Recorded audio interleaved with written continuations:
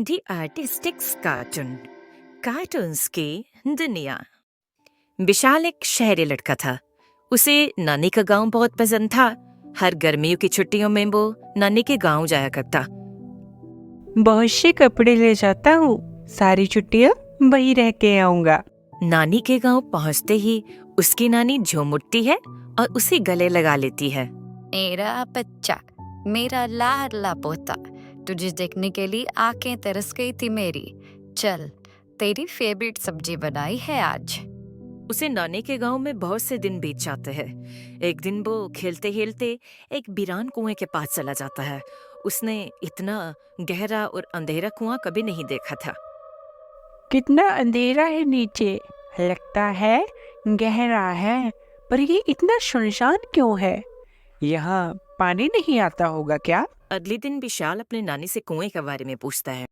नानी, जो घर के पीछे कुआं है वो इतना अजीब क्यों है? वहाँ कोई लोग आते जाते नहीं क्या? तुम उस कुएं के पास गए थे? विशाल बेटा, तुम्हें कितनी बार समझाया है, बिन पूछे इधर उधर मत जाया करो। और उस कुएं के पास तो बिल्कुल नहीं। नानी, पर उस कुएं में पानी क्यों नहीं रहता? वो कुआं श्रापित है। पूरे गांव में उसका डर फैला हुआ है। सब डरते हैं उससे। वहाँ एक डरावनी चुड़ैल रहती है। अच्छा, क्या किया उस चुड़ैल ने? अरे, वो बच्चों को चुरा लेती है और चुराहे पे छोड़ देती है। अलग अलग तरीके से सताती है वो, इसलिए तुम मत जाना वहाँ। विशाल पूरी रात उस चुड़ैल के बारे में सोच रहा होता है। अगले दिन वो अपने दोस्तों के साथ खेल रहा होता है तो उसके दोस्त उसे बताते हैं। पता है उस शापित कुएं के बारे में? हाँ, थोड़ा बहुत। नानी ने वहाँ जाने से मना किया है। लोग कहते हैं वहाँ चुड़ैल रहती है, बहुत डरावनी चुड़ैल। तुम जानते हो उसके बारे में? हाँ, मेरे पापा ने तो देखी भी है। वो अमावस्या की रात को पूरे गांव में घूमती है। उस रात कोई बाहर नहीं निकलता। विशाल कुछ नहीं कहता, पर उसके मन में बहुत से सवाल चल रहे होते हैं। वह उस कुएं के बारे में और भी जानना चाहता था, लेकिन उसकी नानी ने तो उसे वहां जाने से मना किया था। रात को जब नानी और बाकी सब सो रहे होते हैं, तब विशाल चुपके से घर से बाहर निकल जाता है और कुएं के पास चला जाता है। विशाल कुएं के अंदर झांकता है। उसे अंधेरे के कारण कुछ नजर नहीं आता। अचानक वो कुएं के अंदर गिर जाता है और बेहोश हो जाता है। जब उसे होश आता है तब वो देखता है कि उसके सामने बाल खोले लंबे नाखूनों वाली एक औरत बैठी है।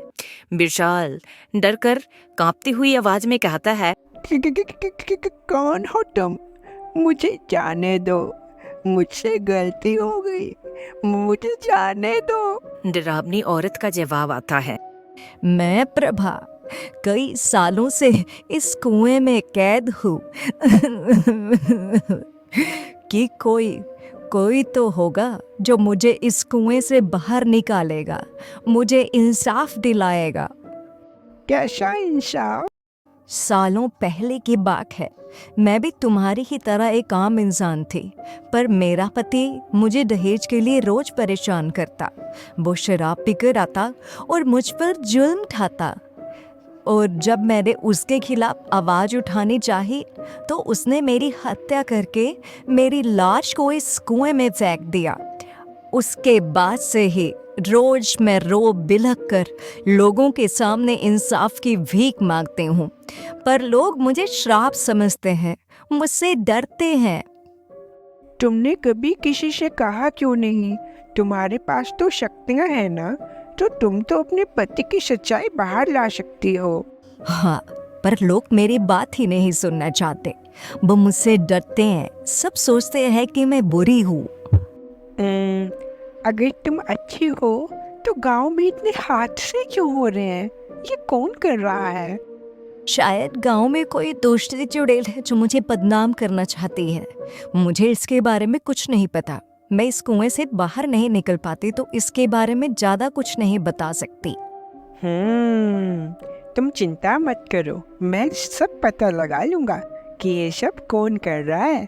विशाल उसकी पीड़ा समझता है और मन में उसे इंसाफ दिलाने का ठान लेता है और प्रभा को विश्वास दिलाता है कि वो ये सच्चाई सभी के सामने लाएगा और प्रभा उसे बाहर जाने देती है। वह गांव वालों के पास जाता है और सभी को सच्चाई बताता है, लेकिन कोई भी गांव वाला उसका विश्वास नहीं करता। अरे अरे, अब क्या हम शहर से आए हुए इस लड़के की बातों पे यकीन करेंगे? हाँ हाँ, हमें अच्छे से पता है उस कुएं की सच्चाई। बहुत परेशान किया है उस चुड़ैल ने। अमावस्या की रात को सारे गांव वालों को डराती है वो। ऐसा कैसे हो सकता है? वो तो लाचार है, वो गलत काम क्यों करेगी? अच्छा, तो गांव में ये घटनाएं क्यों होती हैं? कोई जवाब है तुम्हारे पास? गांव वालों की बात सुनकर विशाल सोच में पड़ जाता है कि आखिर जब प्रभा अच्छी चुड़ैल है तो ये नुकसान कौन करवा रहा है, कौन डरा रहा है गांव वालों को। ये सब जानने के लिए वो अमावस्या की रात को घर के बाहर निकल जाता है। वह देखता है कि रास्ते में सफेद साड़ी पहने एक चुड़ैल चल रही है। वो बहुत डर जाता है, लेकिन वो हिम्मत नहीं हारता। वह उस चुड़ैल का पीछा करता है तो वो चुड़ैल प्रभा के घर की ओर चली जाती है। वह खिड़की से प्रभा के घर की ओर देखता है तो उसे किसी आदमी के हंसने की आवाज आती है। आज तो गांव वालों का डर डर के बुरा हाल हो जाएगा। गांव के बीच में ये लाल रंग छिड़क के आया हूँ। लोग सोचेंगे कि ये खून है और वो फिर से प्रभा की आत्मा को बुरा भला कहेंगे और पूजा पाठ करके उसकी शक्तियों को और भी कम कर देंगे। अच्छा, जो गांव में आज तक हादसे होते हैं वो ये प्रभा का पति करता है।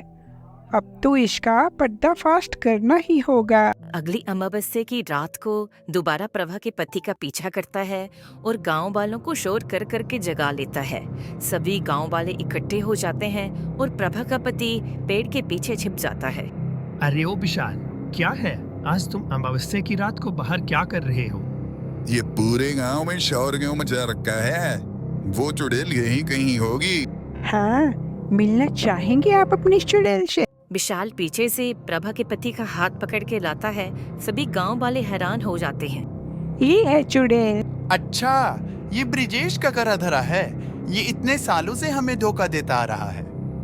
अरे इसे गांव के चौराहे पे फांसी दे देनी चाहिए। हमारी नाक के नीचे ये इतना गंदा काम कर रहा था। मुझे माफ कर दीजिए, मुझे जाने दीजिए, मुझे जाने दीजिए। अरे, तेरी गलतियों की कोई माफी नहीं। तूने कितने बच्चों के जीवन के साथ खिलवाड़ किया है। यही नहीं, अपनी पत्नी का हत्यारा ये खुद है। इसने उस पर बहुत जुल्म किए, दहेज के लिए उसकी हत्या की। अरे, पर ये सब इसने किया क्यों? इसी से पूछ लीजिए आप। सारे गांव वाले ब्रिजेश को कड़ी से कड़ी सजा देने का सोचते हैं और विशाल को धन्यवाद करते हैं और विशाल सरपंच के सामने सभी को संबोधित करता है। तो देखा आप सबने, दोषी हमारे ही सामने घूमते हैं पर हम उन्हें पहचान नहीं पाते।